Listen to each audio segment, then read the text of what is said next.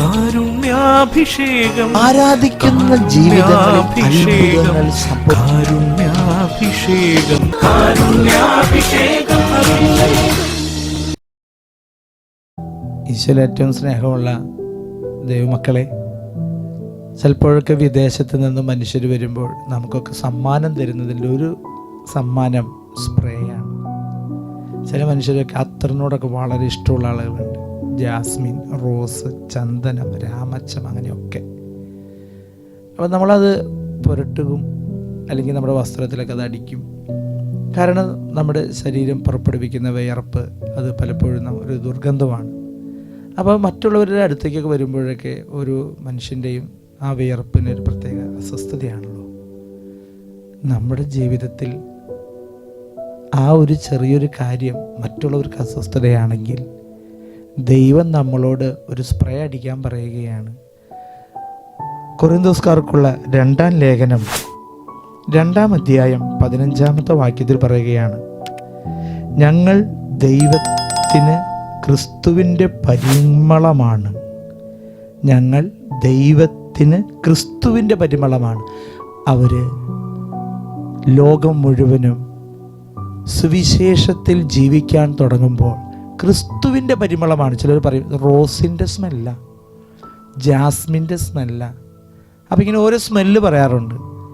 എന്നാൽ പൗലോസ് അപ്പോസ്തലൻ കൊരിന്ത്യയിലെ സഭയ്ക്ക് പറയുകയാണ്, ഞങ്ങൾ ക്രിസ്തുവിൻ്റെ പരിമളമാണ്.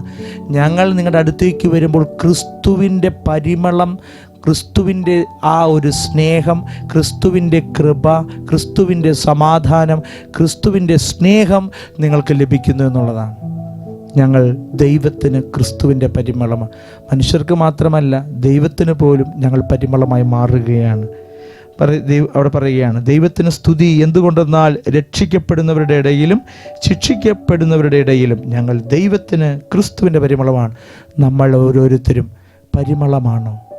ദൈവത്തിൻ്റെ ക്രിസ്തുവിന് വേണ്ടിയുള്ള നമ്മൾ ഈ ഒരു ത്യാഗമെടുക്കാൻ തയ്യാറാണോ?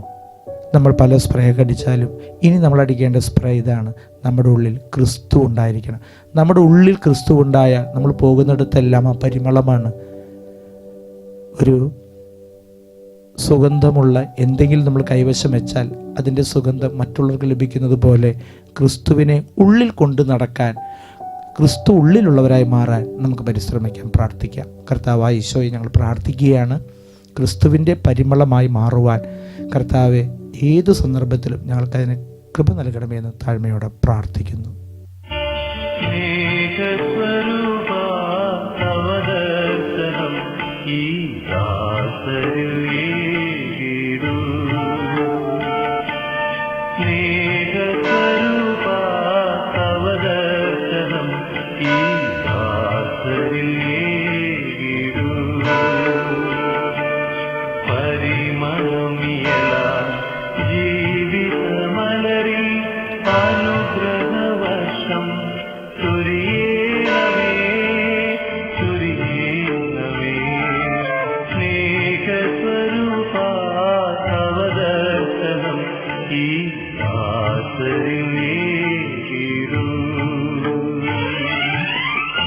പരിശുദ്ധ പരമദിവ്യകാരുണ്യത്തിന് ആരാധനയും സ്തുതിയും പുകഴ്ചയും ഉണ്ടായിരിക്കട്ടെ. പരിശുദ്ധ പരമദിവ്യകാരുണ്യത്തിന് ആരാധനയും സ്തുതിയും പുകഴ്ചയും ഉണ്ടായിരിക്കട്ടെ. പരിശുദ്ധ പരമദിവ്യകാരുണ്യത്തിന് ആരാധനയും സ്തുതിയും പുകഴ്ചയും ഉണ്ടായിരിക്കട്ടെ.